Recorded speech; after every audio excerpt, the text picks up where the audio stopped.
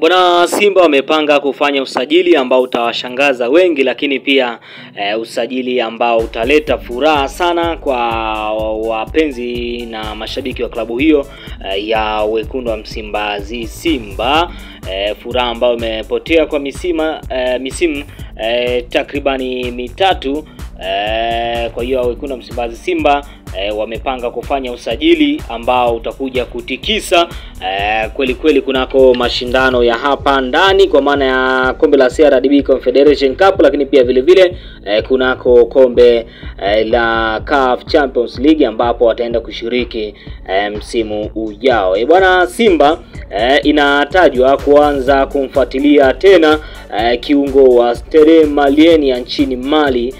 Hapa tunamzungumzia Lassine Kouma ambaye amekuwa na msimu bora na klabu hiyo ya pale nchini Mali, Stade Malien. Hivyo lakini hii sio mara ya kwanza kwa wekundu wa Msimbazi Simba kuonesha nia ya kumtaka nyota huyo ambaye ni raia wa pale nchini Mali. Dirisha dogo la mwezi Januari, Simba walihusishwa tena na kiungo huyo, lakini hawakufanikiwa kuweza kunasa saini yake. Lakini klabu ya wekundu wa Msimbazi Simba sasa imejipanga kufanya kweli katika michuano ya kimataifa msimu ujao. Hivyo suala la kuboresha kikosi chao limekuwa la kwanza kabisa, na tayari mchakato huo umeanza mapema, na imeelezwa kuwa wekundu wa Msimbazi Simba imeanza kusaka saini ya kiungo mkabaji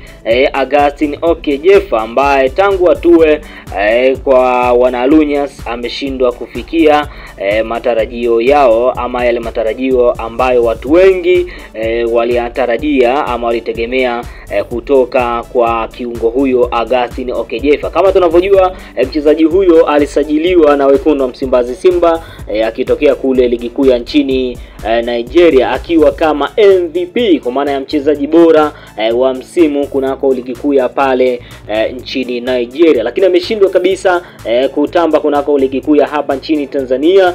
Lakini pia vile vile ameshindwa kumshawishi kocha Fadu David, na kabla hajajiunga na wekundu wa Msimbazi Simba Augustin Okejefa pia alikuwa akihitajika na miongoni mwa vilabu vikubwa kabisa pale barani pale nchini Afrika ya Kusini, kwa maana ya klabu ya Orlando Pirates ambao pia walikuwa wakihitaji huduma ya mchezaji huyo Augustin Okejefa. Lakini wakati anatambulishwa katika dirisha kubwa la usajili lililopita, wana Simba walikuwa na matumaini makubwa sana, lakini hali imekuwa tofauti, kwani kiungo huyo ameshindwa kulishawishi bechi la ufundi mpaka hivi sasa.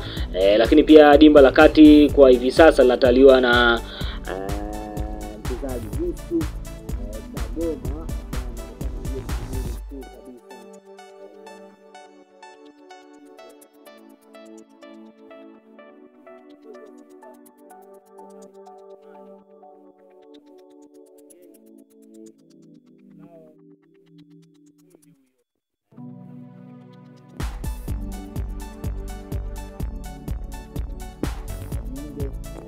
Msimbazi Simba kunako dirisha dogo, lakini pia mara baada ya kuweza kushindikana, viongozi wa wekundu wa Msimbazi Simba pia wameona sio tabu, wanahitaji saini yake hivi sasa.